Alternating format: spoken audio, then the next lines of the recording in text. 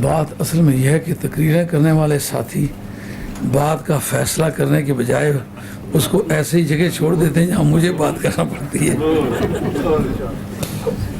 اصل میں کسی شخص کے قول کی حیثیت اور ہے، کسی بات کو ثابت کرنے کی حیثیت اور ہے۔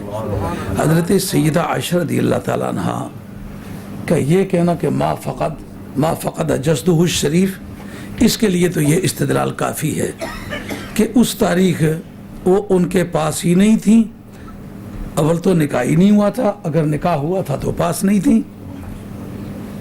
بہرحال نکاح ہوا ہو، پاس نہ ہوئی ہو، موقع کی شہادت نہیں بنتی، ایک بات۔ لیکن اصل میں اس سے وہ استدلال کرتی نہیں، ان کے پاس جو استدلال ہے کہ وہ یہ ہے لا تدرکہ الابصار، یہ استشہاد ہے جناب سیدہ کا۔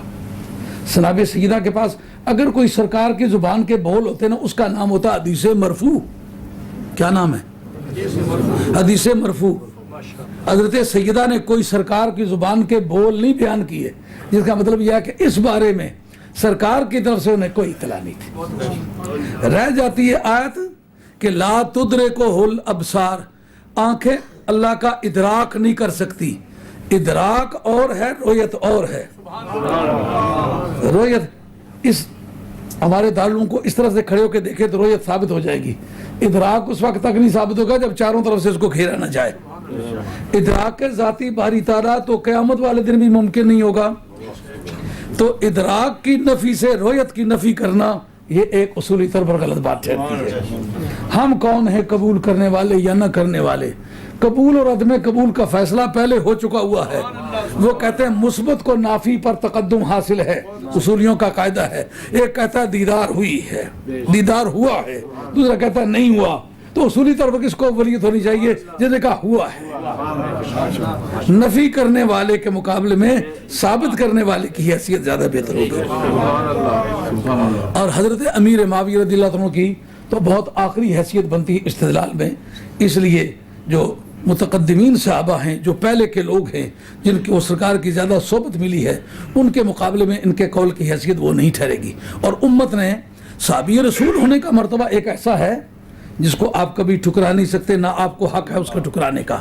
لیکن جس وقت حضرت صدیق اکبر رضی اللہ عنہ کی کوئی مخالفت کرے، اور مخالفت کرنے والا جو ہے سب سے آخری طبقے کا آدمی ہو، تو مشاہیر امت کی حدیث، یہ اصول کا مسئلہ ہے، مشاہیر امت کی حدیث بلا جرح و تعدیل قابل قبول ہے، اور یہ ان لوگوں میں سے نہیں ہے جن کی بلا جرح و تعدیل قابل قبول ہو۔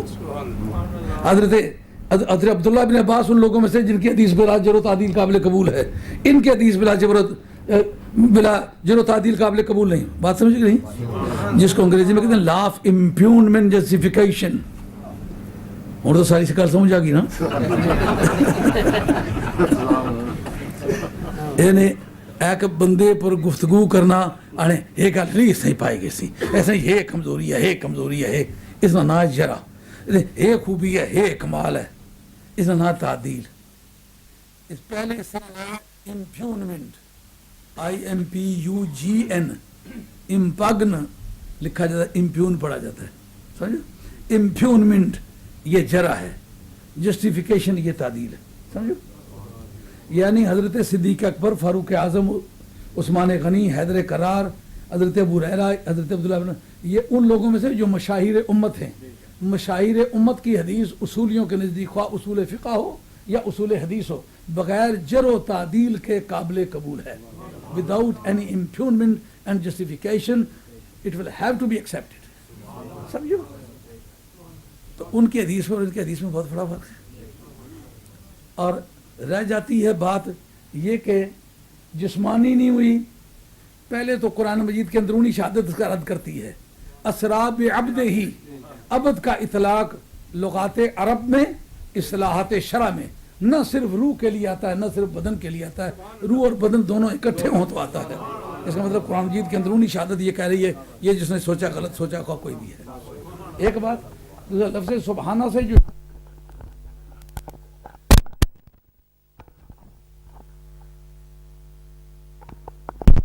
کیوں کہ جس جگہ خدا کی طرف عجز کا انتصاب کوئی کرتا ہے، ایسا اللہ نہیں کر سکتا، کیونکہ عقل نہیں مانتی۔ رب کہتا ہے سیر کرانے والا ہے وہ ان عاجزیوں سے پاک ہے. اگر صرف روحانی ہوتی ایک آدمی میں راتی کھاوا ہے تکنا تو تور پر کیا تو کھیر کھانا سا کیا اس کے خلاف کیس بڑی سکنا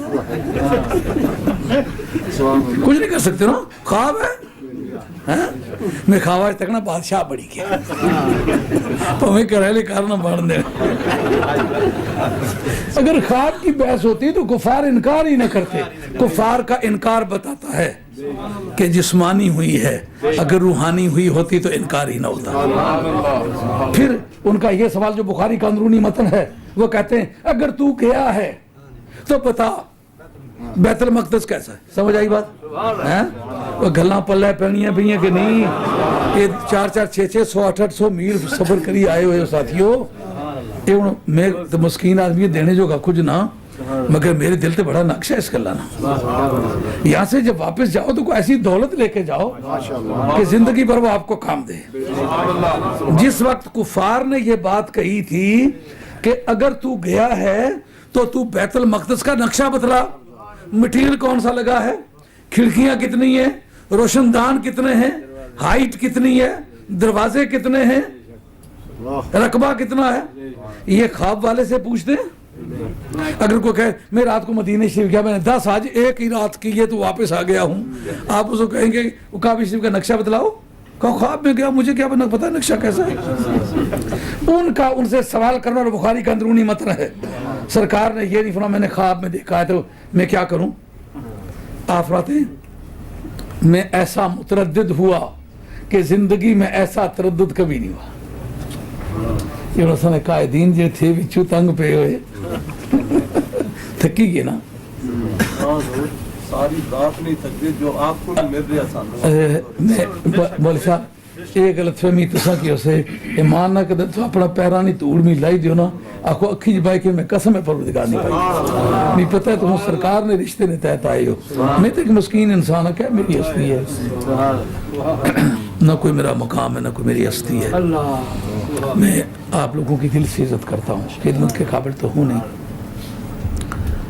کہتے میں ایسا متردد ہوا, ایسا زندگی میں تردد مجھے کبھی نہیں ہوا. یار لوگوں نے سمجھا پتہ ہوتا تو تردد کیوں ہوتا. سمجھے ان کے سوال نے بتلایا کہ نہیں کہ جسمانی طور پر جانے کا دعویٰ ہے. سرکار جواب میں سیدھا آسانی سے کہہ سکتے تھے مجھے کیا پتا, میں خواب بھی گیا ہوں, لیکن کہا گیا ہوں بتاتا ہوں انشاءاللہ. دیکھو تو کہتے ایسا تردد مجھے زندگی میں نہیں ہوا. کہ تردد کی جب بحث آئی تو اس وقت لوگوں نے سمجھا کہ سرکار کو پتا ہوتا تردد کیوں ہوتا. اگر اسی بخاری میں یہ ہو جب مرد مومن کی موت واقع کرتا ہوں تو مجھے وہ تردد ہوتا ہے جو کبھی نہیں ہوا. تو اے حل کری دے تو میں او حل کری. نعرہ تکبیر, نعرہ رسالت, قبلہ مفکر اسلام.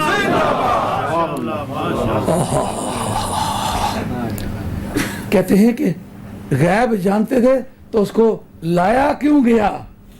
جب لایا گیا ابو جہل کو نظر آیا, ابو لہب کو نظر آیا, عتبہ کو نظر آیا, عتیبہ کو نظر آیا, امیہ ابن خلف کو نظر آیا نہیں نظر آیا نا.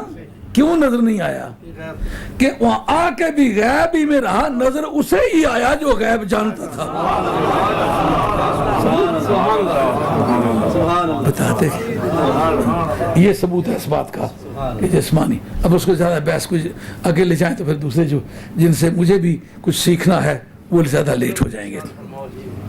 جی نہیں مولانا میں تو میری بچگانہ قسم کی طالبانہ قسم کی باتیں ہیں جو طالب علم نہیں ہوتا, روزانہ چنتا رہتا ہے, اس سے چنتا رہتا ہوں. تو وہ جو ہے مائیاں پہنا داج بنانیاں نا تو چھپائی تے رکھنیاں, جو سہیلیاں اس نہیں اے بھی خریدیا نا, اے بھی خریدیا نا. یہ ماڑا یہ داج دسنے نا دیہڑا ہونا جتنے باڑیاں سہیلیاں کٹھیاں ہونیاں نا آنا اس مہینے ایک کمائی کی ہے. لیکن جتنے ساری ماڑی سمجھ کم کرنی میں کوشش کرنا بھئی میں بھی کوئی دوستانی خدمت کری سکوں. اس وقت آپ حضرات کی خدمت عالیہ میں قاری علی محمد صاحب تشریف لاتے ہیں اور 3 منٹ میں میاں صاحب کا کلام پیش کرتے ہیں. تو جانی بجی تے چرکے اچھا کرو، ثواب زیادہ ہونا.